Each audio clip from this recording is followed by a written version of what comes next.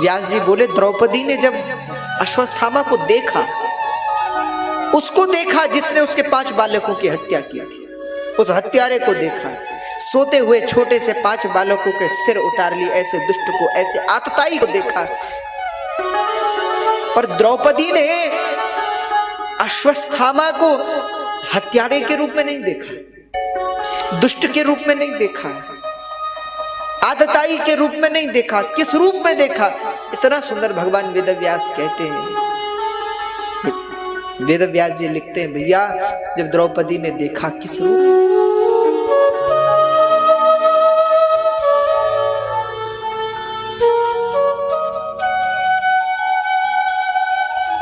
आंखों से आंसू बह रहे हैं, बाल बिखरे हुए हैं द्रौपदी, पागलों जैसी उसकी स्थिति हो गई है।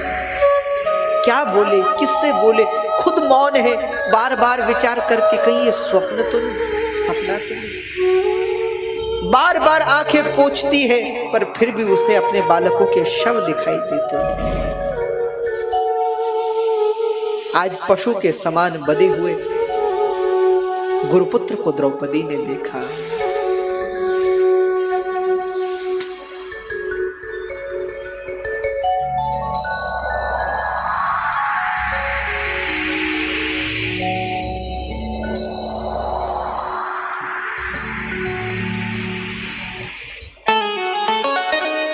आज उन्होंने जब दृष्टि अश्वत्थामा पे पड़ी, देखा गुरुपुत्र, हमारे गुरु के पुत्र पशु के समान बंधे। आंसू छलक आए द्रौपदी की आंखों में। आवाज लगा करके द्रौपदी बोली, उवाच चासहन्त्यस्य बन्धुना नयनं सति मुच्यताम् एषः ब्राह्मणो नितरां गुरु।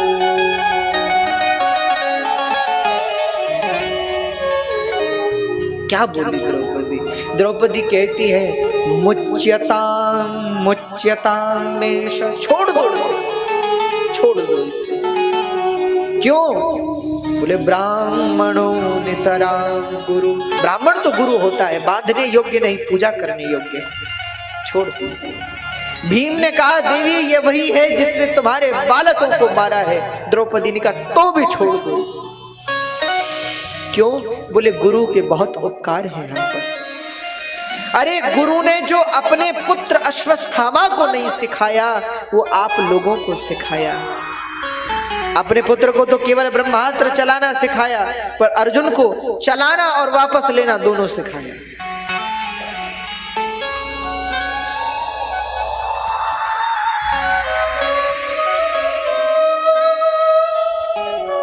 इसलिए महाराज ये गुरुपुत्र है, छोड़ दीजिए।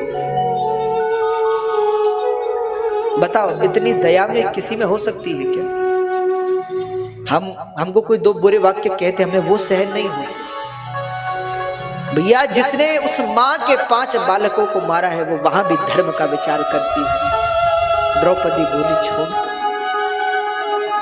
इसलिए इस प्रसंग में भगवान वेदव्यास लिख रहे हैं,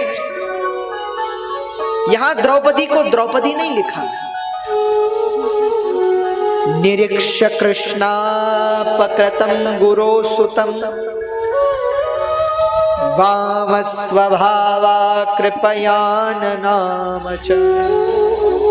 निरीक्ष्य मतलब देखा, किसने? निरीक्ष्य कृष्णापकृतं गुरो सुतं, कृष्णा ने देखा। भगवान ने अपना नाम अपनी सगी बहन सुभद्रा को नहीं दिया। भगवान कृष्ण ने अपना नाम पांचाल राज द्रुपद की कन्या द्रौपदी को दिया। कृष्ण जैसे दया के सागर हैं, व्यास जी कहते हैं द्रौपदी दया की देवी है, इसलिए कृष्णा कहकर संबोधित किया। निरीक्ष्य कृष्णा, देखा किसने? कृष्णा ने। कृष्ण की बहन है। जैसे कृष्ण के लिए कहा था ना, कम वा दयालुम शरणम ब्रजेम, जो मारने आई थी उसका कल्याण कर दिया, और ये भी पक्की बहन है। जिसने 5 बालकों को मारा उस पे भी दया दिखा रही। और देखा किसको? अश्वत्थामा को नहीं देखा, पकृतम गुरो सुतम, गुरु के पुत्र को देखा। द्रौपदी बोली महाराज गुरु का पुत्र तो गुरु के समान होता है, मारने योग्य नहीं, पूजने योग्य है, छू दीजिए। और फिर मैं जानती हूं कि मां का कष्ट क्या होता है। अरे महाराज मेरे 5 बालक मारे गए तो क्या, मेरे 5 पतियों का मुझे आधार है, मेरे 5 पति हैं। पर इस अश्वत्थामा की जो मां है ना, कृपि, गौतमी जिनका एक नाम, उस मां के पति द्रोणाचार्य, गुरु द्रोणाचार्य पहले ही मर चुके हैं। वो मां केवल इसके सहारे पर, अपने पुत्र के सहारे पर जीवित है। अगर इसको कुछ हो जाए तो वो कैसे जिएगी, और पुत्र को खोने का क्या दुख होता है ये मैं जानती हूं। ये है द्रौपदी, दया की देवी है। लोग हमसे कहते महाराज द्रौपदी के 5 पति क्यों थे? हमने कहा तुम उसका विज्ञान समझो। द्रौपदी दया की देवी है, और दया रूपी द्रौपदी के 5 पति हैं। कौन कौन? पहले कौन है? युधिष्ठिर। युधिष्ठिर यानी धर्म। धर्म में दया होनी चाहिए, दया धर्म को मूल है, दया तो धर्म का मूल है। हमारा धर्म हमको क्या सिखाता है?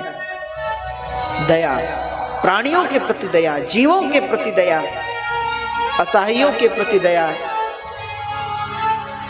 और जिस धर्म में दया ना हो वो, हमारे भारत के संत कहते हैं हमको लोग, हम क्या है? हिंदू है। हिंदू यानी हिंसया दूयते हृदयम यस्य स हिंदू। वैयाकरणी कहते, व्याकरणाचार्य कहते हिंदू शब्द का क्या अर्थ है? बोले हिंसया दूयते हृदयम यस्य, हिंसा करना तो छोड़ो, हिंसा देखकर भी जिसके हृदय में पीड़ा होती हो वो हिंदू है।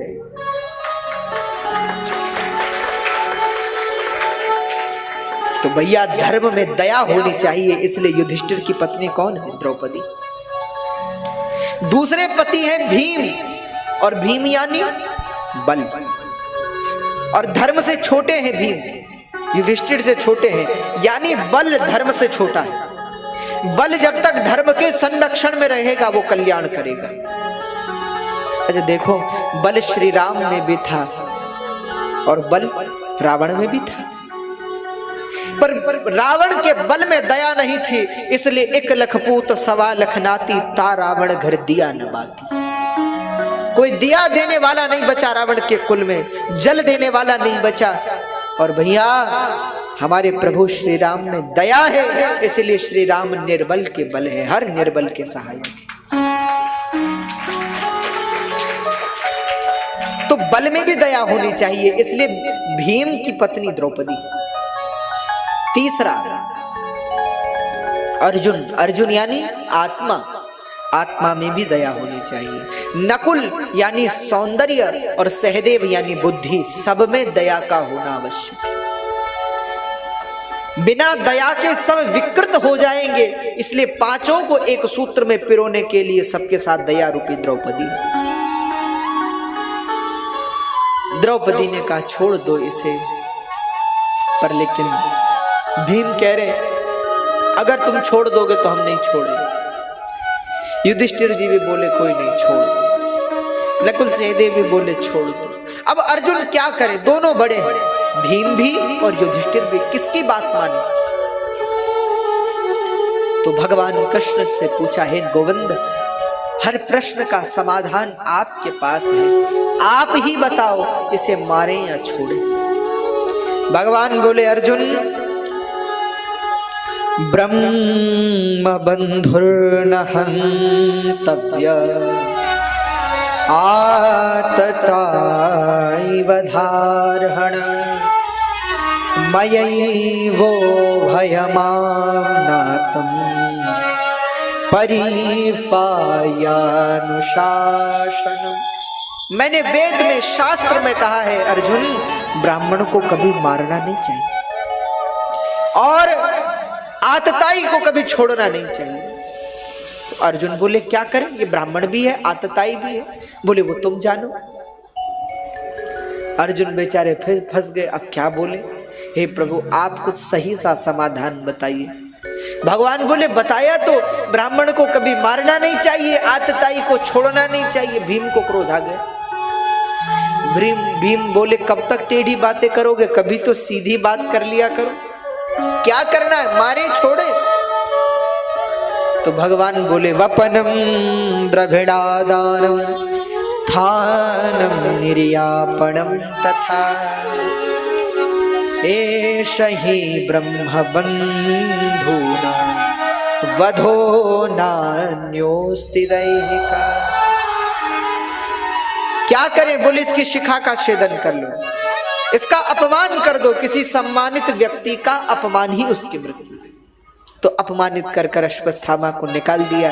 भैया पांडवों ने तो दया दिखाई, पर अश्वत्थामा ने विचार किया इन्होंने मेरा अपमान किया, मैं इनके कुल में किसी को जीवित रहने नहीं दूंगा। इसलिए ब्रह्मास्त्र का संधान कर लिया।